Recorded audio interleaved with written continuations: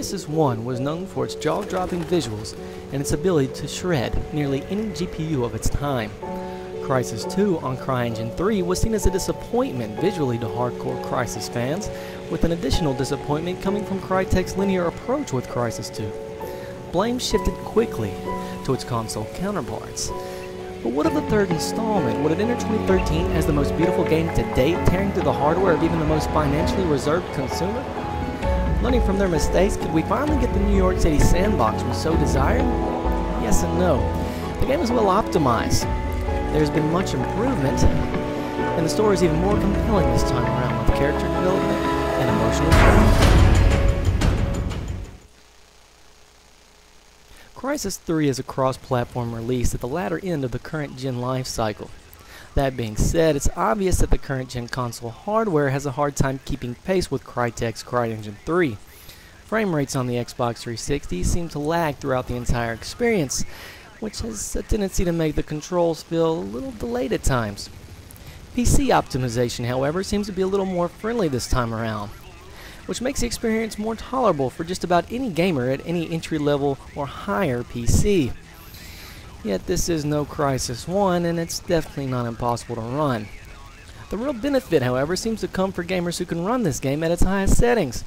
For them, the game looks just phenomenal. In fact, at times, this is by far the best looking game to this date ever. Well, as far as the PC version is concerned. Although exclusives for the Xbox 360 like Halo 4 can look fantastic given the hardware, Crysis 3 seems unable to keep pace on the Xbox 360. Most platform games in that regard seem to struggle, as they obviously were not optimized for the set hardware. To make it fair, Crysis was originally a PC game to begin with, and this time around, unlike Crysis 2, it's no obvious console port.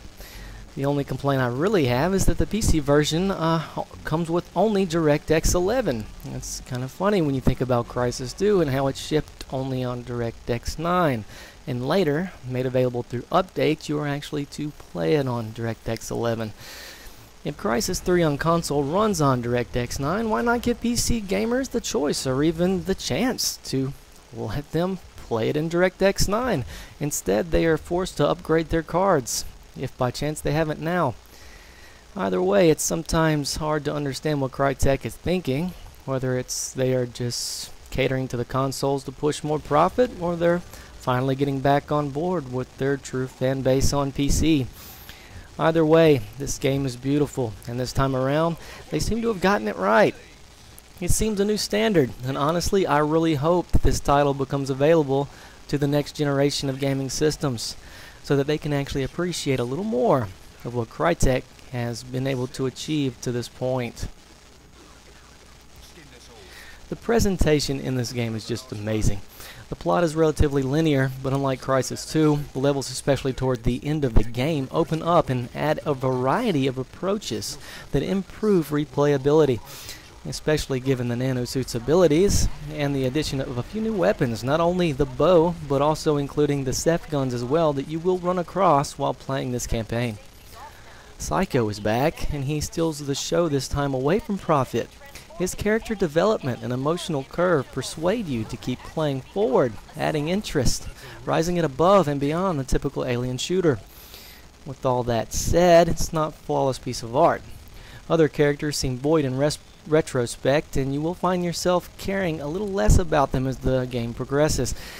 And it seems like no game can get beyond the flip 3 switches routine lately.